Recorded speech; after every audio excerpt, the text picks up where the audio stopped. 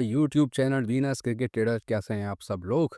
I hope आप सभी अच्छे होंगे। तो आज बात करेंगे best and worst buy in IPL auction 2024। काफ़ी लोग मेरे से सवाल कर रहे थे कि भैया आईपीएल के ऑक्शन पे आपका क्या कहना है, आपका क्या कमेंट है। तो मैंने यही कहा था कि यार देखो, आईपीएल ऑक्शन मेरे को तो बहुत ही बकवास ही लगती है हमेशा से, क्योंकि इसमें मैंने आज तक, और मैं आपसे सच बता रहा हूँ, आज तक मैंने ऐसा नहीं देखा कि जो टीम्स है वो अच्छी बाइंग करती आ रही हूँ। आप इसमें एक ट्रेंड नोटिस करोगे कि जो कोच जिस टीम का है, ठीक है? वो जिस देश का है, वो वहाँ के प्लेयर उठा के ले आता है। अब ऐसा वो बायसेस के तहत करता है या ऐसा वो इसलिए करता है क्योंकि उसकी उनसे बॉन्डिंग अच्छी है या उनको वो अच्छे से जानता है, ये मैं नहीं जानता।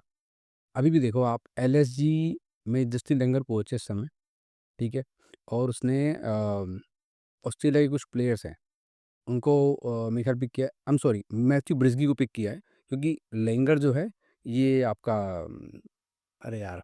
मेरे ख़्याल से वहाँ भी कोच है ये, साउथ अफ्रीका की जो लीग चल रही है, वहाँ भी जो डरबन सुपर जायंट्स है, सेम टीम से खेलते हैं। तो ये कोई लॉजिक नहीं होगा कि अगर वहाँ पे वो आपके साथ है, आप उसको यहाँ पे ला रहे हो।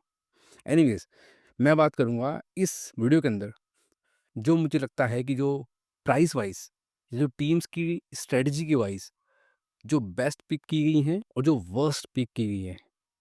वैसे तो 5 प्लेयर आपके सामने ही हैं, आप इनमें से गेस मार सकते हो भी सही। आपको पता लग जाएगा कि मैं किसके बारे में बेस्ट कहने वाला हूँ, किसके बारे में वर्स्ट कहने वाला हूँ। फिर भी वीडियो को लंबा नहीं करेंगे।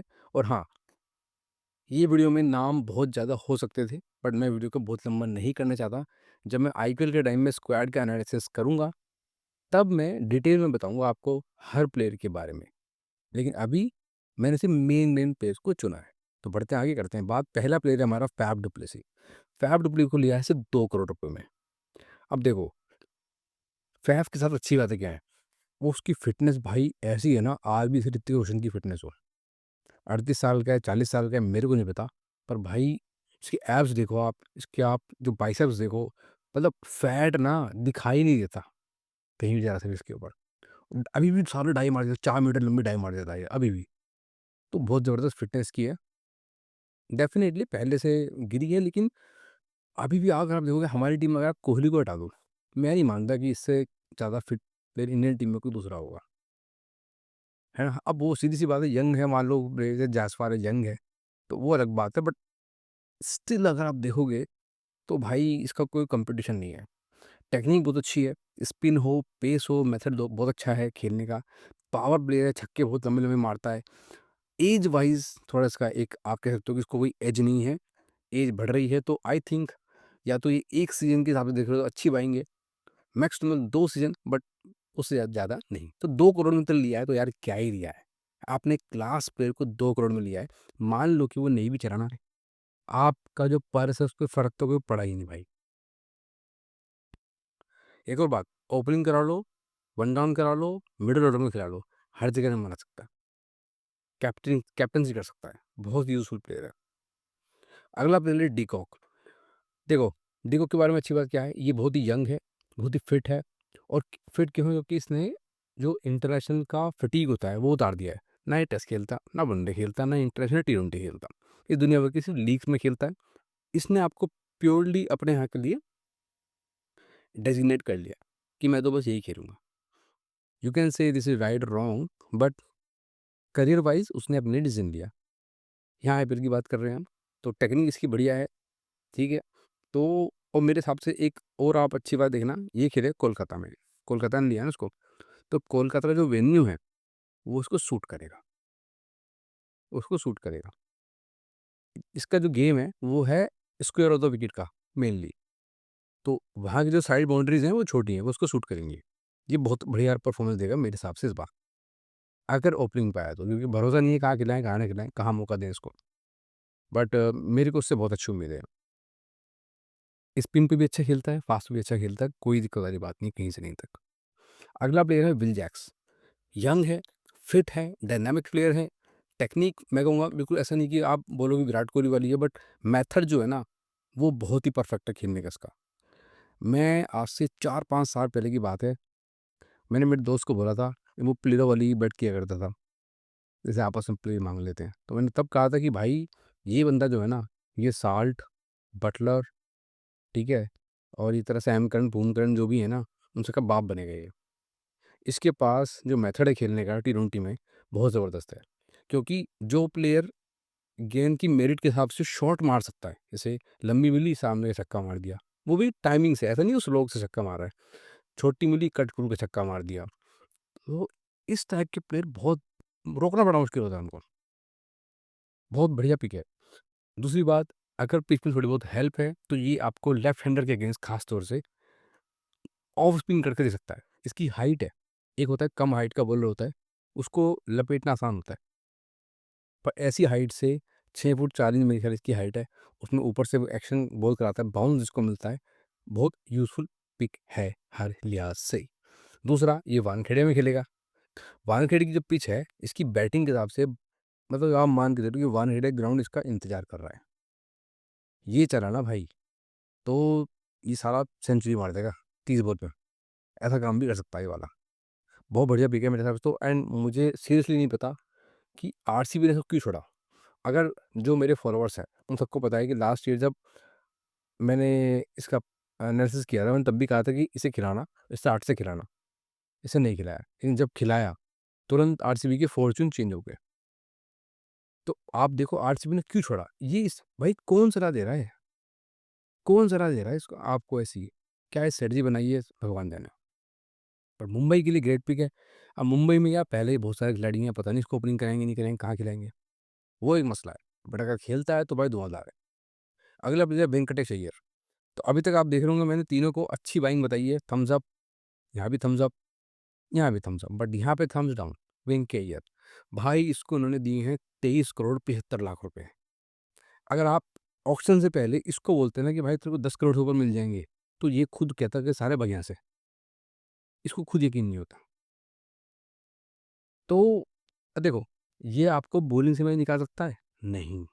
ये आपको बैटिंग कर सकता है मैक्सवेल की तरह, मैकगर्क की तरह, विल जैक्स की तरह, सूर्य कुमार यादव की तरह, पांड्या की तरह। कर सकता है बैटिंग? नहीं कर सकता। इसमें नहीं है वो एबिलिटी कि ये 6-7 छक्के मार दे। आजकल देख रहे हो ना आप 8-10 छक्के मार रहे हैं, सैमसन मारता है इससे 8-10 छक्के। ये मार सकता है? नहीं मार सकता है। तो भाई वो बॉल से मैच विनर नहीं है, वो बैट से मैच विनर नहीं है।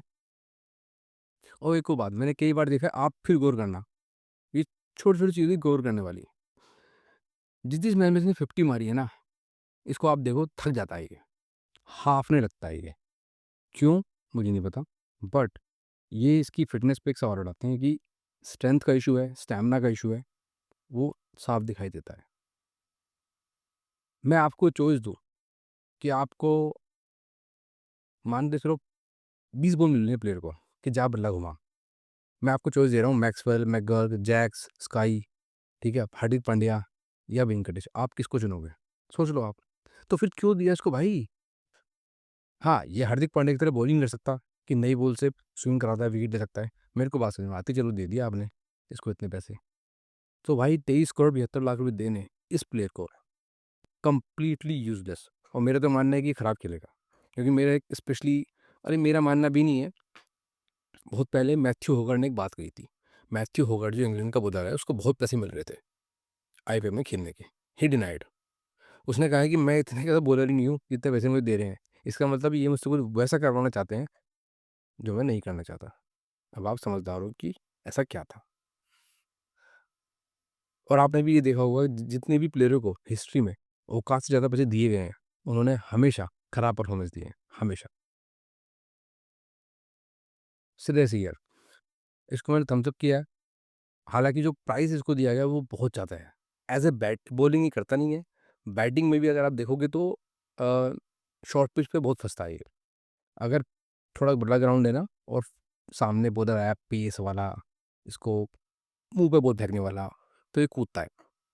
स्पिन पे धुरंधर है, बहुत निकल के मारता है भाई, कोई दिक्कत वाली बात नहीं स्पिन पे। मीडियम पेसर को भी खूब मारेगा, ठीक है? इवन अगर फास्टर ने भी लंबी बॉल फेंक दी, तो भी मारेगा, फँसता सिर्फ छोटी पे। बट उसके अलावा पॉजिटिव्स क्या हैं? पावरफुल प्लेयर, ताकत की कोई कमी नहीं है, यंग है, फिटनेस अच्छी है, ठीक है? ये इसके पॉजिटिव्स हैं। इसने जब कैप्टेंसी की थी, दिल्ली की, 2018 में बीच में 6 मैच के बाद गंभीर चला गया था। उसने खुद से छोड़ दिया था और बोला था पैसे भी नहीं लूँगा मैं। देन इसने कैप्टेंसी की, उसके बाद दिल्ली ने काफ़ी अच्छी परफॉर्मेंस दी। क्वालीफाई तो वो नहीं की, लेकिन परफॉर्मेंस वाइज़ काफ़ी अच्छा उन्होंने किया। 2019 में उन्होंने काफ़ी अच्छा किया दिल्ली ने। 2020 में ये फाइनल तक पहुँचे मुंबई के साथ। इनफैक्ट आई थिंक मैच जीते इन्होंने जो अ, अपनी लीग स्टेज के मैचेस थे, वो काफ़ी ज़्यादा मैच जीते इन्होंने। काफ़ी बढ़िया खेले थे उस साल ये। टीम भी अच्छी थी, नो डाउट। आपको नोकिया, अश्विन, मेरे ख्याल अश्विन था तब इनके पास शायद से। अ, और अय्यर, आपका पटेल, अक्षर पटेल, तो बॉलिंग रबाडा, इनकी बॉलिंग बहुत अच्छी थी उस दौरान ना। देन ओवरऑल अगर आप इसका, और फिर केकेआर से घेरा लास्ट ईयर, तो कप जीत के वहाँ पे भी आप देखो। तो जो इसका बायोडाटा है, वो काफ़ी स्ट्रॉन्ग है। तो ऐसे प्लेयर को जो कि आपके लिए अगले 4-5 साल, 7 साल खेल सकता है ईज़िली, उसके अराउंड आप टीम बना सकते हो। तो ये चीज़ को ध्यान में रखते हुए इसको जो पैसे दिए गए हैं, मैं उसको सही मानता हूँ, ठीक है? तो देखो, क्या है ना कि इंडिया में इंडियन प्लेयर्स की डिमांड हमेशा रहेगी, और यंग है ये, पास्ट में प्रूव भी कर चुका है। तो फिर आप देखोगे तो यार, और देखो, एक ही कमी आती है इसकी कि ये फास्ट के सामने नहीं खेल पाता। तो भाई, पहली बात तो इंडिया में कौन-सा ऐसी पिच बनती है पर्थ वाली कि दिक्कत देंगी। दूसरी बात, जब बनती भी है तो एक टीम में ऐसा तो होता नहीं कि 20 के 20 ओवर फास्टर डाल रहे होते हैं। ये सारे ही एक्सप्रेस बॉलर होते हैं, तो काम चल जाता है। तो मेरे हिसाब से बढ़िया पाएँगे। ऋषभ पंत को मैंने थम्स डाउन किया है। मैं एक्चुअली पंत की बैटिंग लाइक करता हूँ। बट आपको बताता हूँ कुछ बात, ये एक बहुत ही अग्रेसिव मैच विनर प्लेयर है। बट अगर आप देखोगे हाल ही के टाइम में इसका जो परफॉर्मेंस है वो अच्छा नहीं रहा। टेस्ट में तो अलग ही लेवल पे खेलता है ये, लेकिन टी20 में इसके परफॉर्मेंस नहीं आई है। ऊपर से इसे देंगे कैप्टेंसी, जो कि इसकी बैटिंग को मेरे ख्याल से और ख़राब करेंगे। क्योंकि ऐसे प्लेयर्स हो जिसके पास गेम जो है वो बहुत ही एक्सप्रेस खेलने का है, फिर उसको रिस्पॉन्सिबिलिटी देना is not a good thing. बहुत कम प्लेयर्स होते हैं जो एक्सप्रेस गेम रिस्पॉन्सिबिलिटी के साथ खेल सकते हैं। एक चीज़ तो आपकी फिर हैम्पर होगी, एज एंड फिटनेस जो है वो इसकी इसकी तरफ है। भई वो यंग है बहुत ही ज़्यादा, तो वो चीज़ के साथ है। फ्रेंचाइज़ी को ये बेनिफिट मिलता है कि अगर कैप्टन बनाते हैं, तो भाई इसकी इर्द-गिर्द टीम बना सकते हैं। लखनऊ में ने इसको लिया है, लखनऊ में पिच अच्छी नहीं बनी है, ग्राउंड बड़ा है, वो चीज़ के अगेंस्ट जाएँगी। मैं कहूँगा कि बाइंग तो चलो ठीक है, आपने इंडियन प्लेयर लिया है, यंग लिया है, अच्छी बात है। बट जो अमाउंट दी गई है, वो बहुत ज़्यादा दी गई है।